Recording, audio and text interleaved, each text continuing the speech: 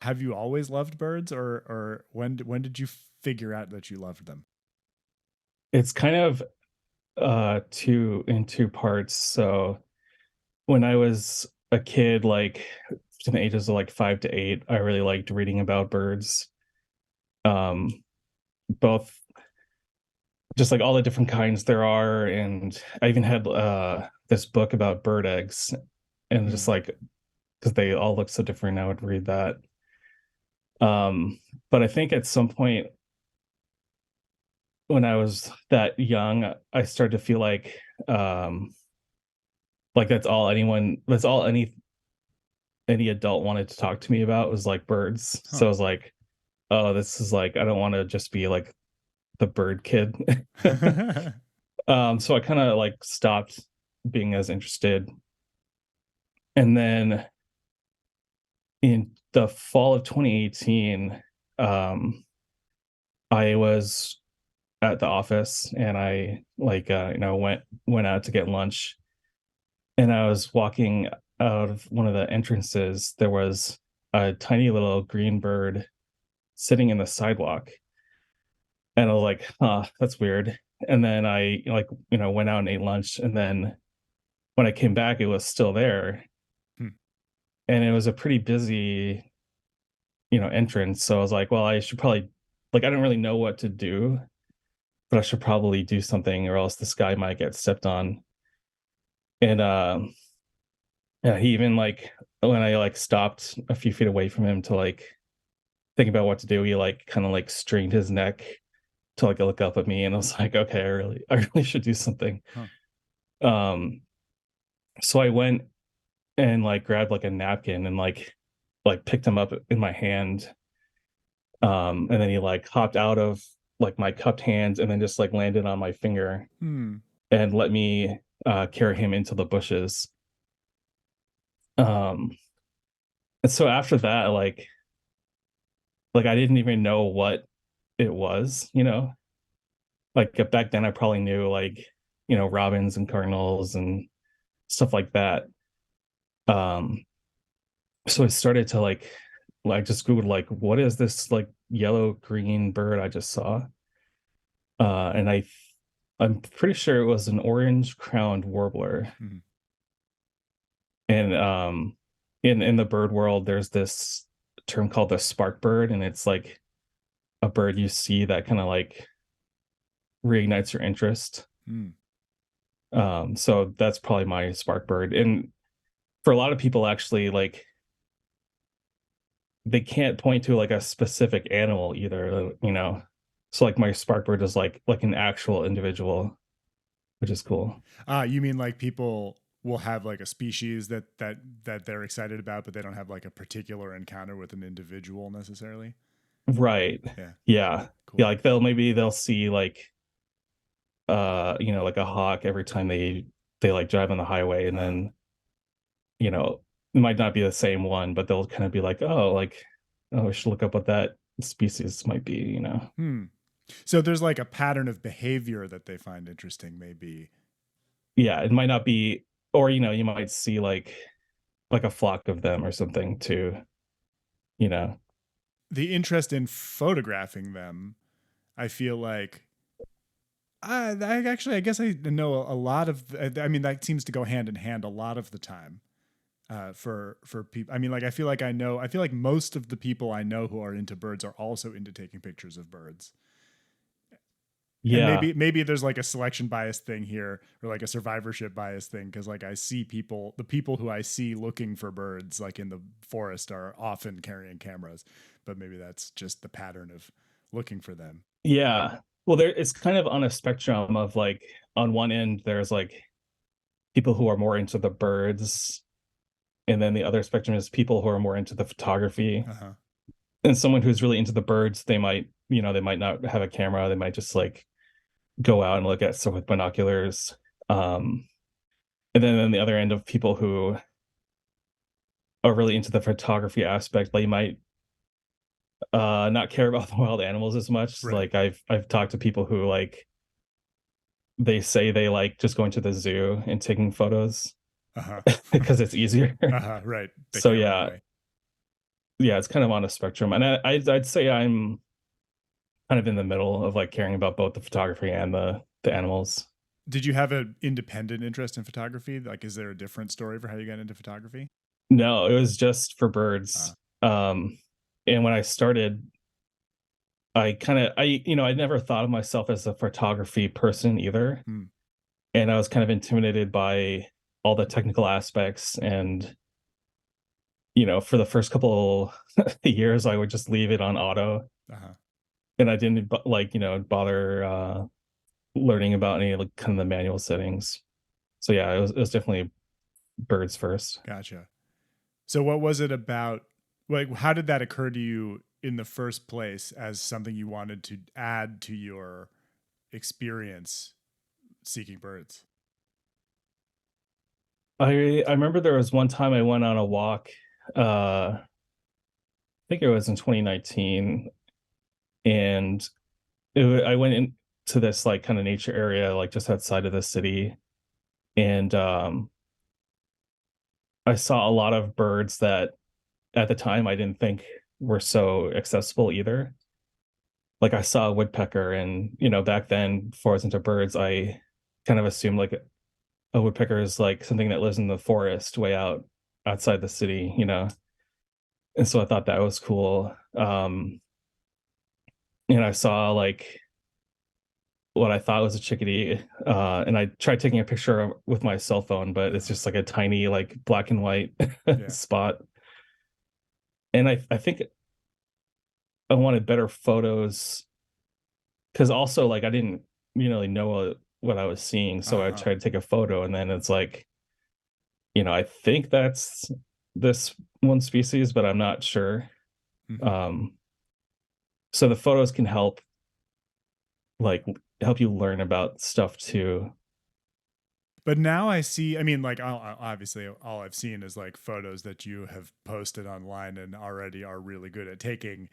But I feel like there's a lot of drama and action in your shots, or like personality. Like, you seem to be composing for like a scene now. Like, there's a story in the photo, and you seem to like those and gravitate towards those. Is that true? And Yeah, like, how tell me about the sort of storytelling nature of your photos. yeah. I think one of the reasons why bird watching has so much longevity to it is that there's kind of like different levels almost to like seeing a specific species. Like it could be like the first time you've seen a kestrel like ever, Mhm. but then have you seen a kestrel hunting? Mm. Have you seen a kestrel courting a mate? Have you seen a kestrel building a nest? And so there's so many other aspects to kind of it's like the life part of wildlife. It's like what they're doing and stuff. Mhm. That's like kind of what keeps it interesting. How did you learn about that stuff? How did you start learning about the species and their behaviors and their habitats and things? Well, it's interesting. A lot of it actually, it's like kind of like what I was saying earlier about being like the bird guy is like people kind of give me a lot of bird books, Ah, but a lot of what I've learned is just by like watching them too. mhm, So I remember the first time I saw a bunch of grackles, I I noticed like, okay, every time I see them, they're usually in these like big grassy fields. And so I was like, well, they probably eat something in the grass, and that's mm, why I always see them there. And then later I looked it up, and like, ants are one of their favorite food sources. mhm. So actually you can learn a lot just by watching them too. Yeah.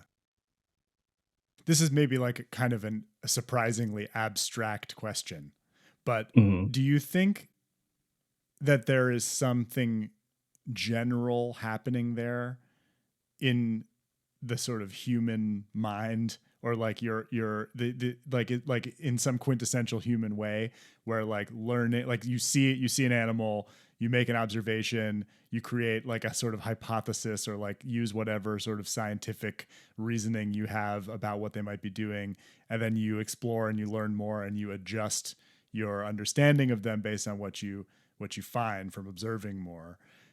Like, are you working out some sort of muscle in the human consciousness by doing that? Like, is there a general kind of wisdom that you're looking for, I guess is my question. Yeah, I think on one level it is. I mean, that is kind of just science too, Mm-hmm. like it doesn't always have to be a double blind control study or Right. anything like that. It's Yeah. just, watching and observing. But it's not intentional for me at least. It's kind of Mm-hmm. just like just being curious about, what's going on in their little bird minds. Mm-hmm. Is there something special about the bird human relationship that interests you? Yeah, that's something I've thought about actually is like, you know, there are like individual birds who I've seen over like months at a time too. Like a couple winters ago, there was there are these little dark colored sparrows called dark-eyed juncos, Mm-hmm. and they come down to Minnesota for winter, and they're usually in Canada for the summer. And there's one of them who I always recognize because he only had one eye. Mm. And so I saw him for like months on end. And I was kind of thinking of like, like he kind of lives here too, Mm-hmm. like in like my yard or like my neighborhood. Mm-hmm. Um, so it's like almost like a neighbor or like a roommate or something, Mm-hmm. it's like something different than just like a random animal. And not to mention that, I would put out bird feeders and he ate Mm. stuff I put out. So yeah, that kind of relationship is interesting.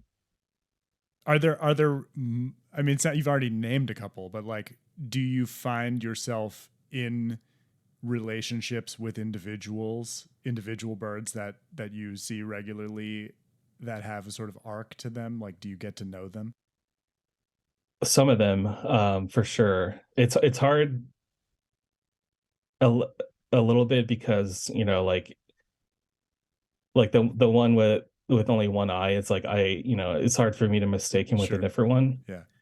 But the others, like there's a pair of chickadees, and I only ever see two of them at a time. Mm.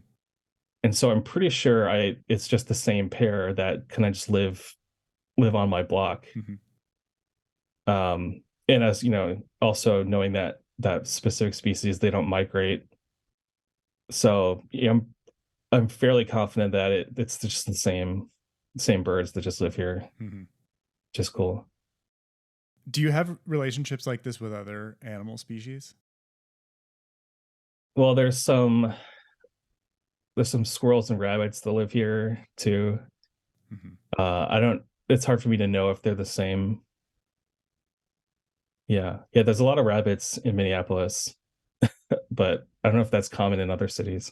And we have them here, actually. Yeah, I see them in the backyard a Okay. lot. What I mean though is like, are there other animals that fascinate you that you look for Oh, and that you sure. follow? Yeah, I mean any wild animal is cool. I think if I'm out bird watching and I see a deer or a chipmunk, I'll take a picture. I saw a fox one time, and that was really cool. One of the interesting things though is if you kind of like step back and ask yourself like why birds, Mm-hmm. part of it is just there's so many kinds, Yeah. like there's only about 5,000 species of mammals, and I can't remember the exact number, but there's like 25,000 species of birds or Wow. something. So there's way more of them. What do you think that's about? Why do you think that is? uh, yeah, I don't know. Obviously, that's like kind of a silly question because it's like No, but evolution it's and stuff. But interesting. yeah, like it just I just Yeah. wonder if it's like about their, you know, the I just think of them. I mean, one thing when I think about the bird human relationship. I think about the size difference Hmm. being so and even just mammals and birds. Like generally speaking, like there are mammals, they're the smallest mammals are the size of kind of typical birds, right? And then like it just gets way bigger from there. Yeah. And I wonder if that has to do and so like you see birds, you see like birds of different species like in the same tree having completely different experiences, and it just seems like there's room for them all over the place. Yeah. That's actually a big part of bird watching too, is if you kind of get a sense of like how specific kind of like the microhabitats are that each bird species likes. So like um a lot of flycatchers will like uh the point where like a forest turns into like a field, and that's where they hang out. Cool. I think I like that place too. Yeah, it's so specific. Tell me a little bit about going out to look for birds, or just going out.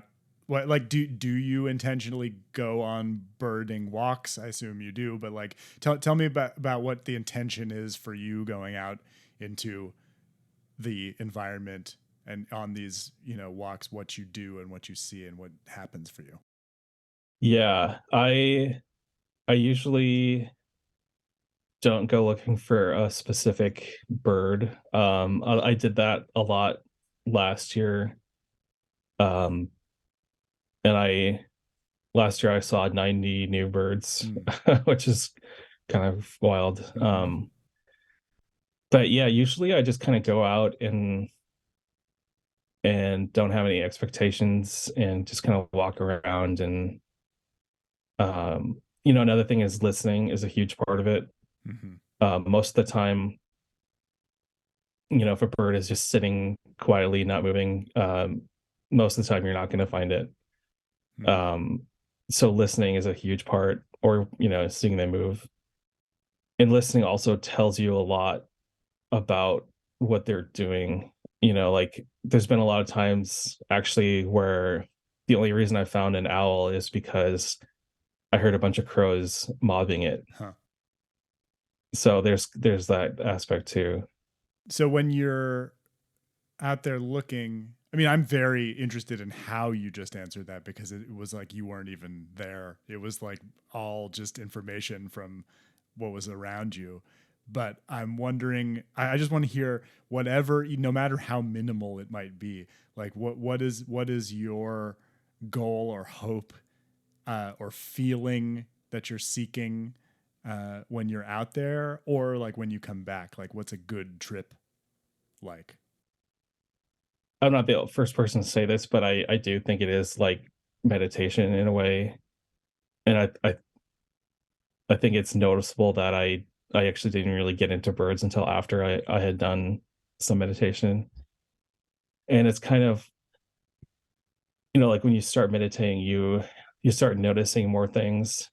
And I think you also start um there's a little bit less separation between you and like kind of the outside world. And so that's kind of, if I would say I had a goal for bird watching, that would be kind of it, is like just being more open to what's going on outside.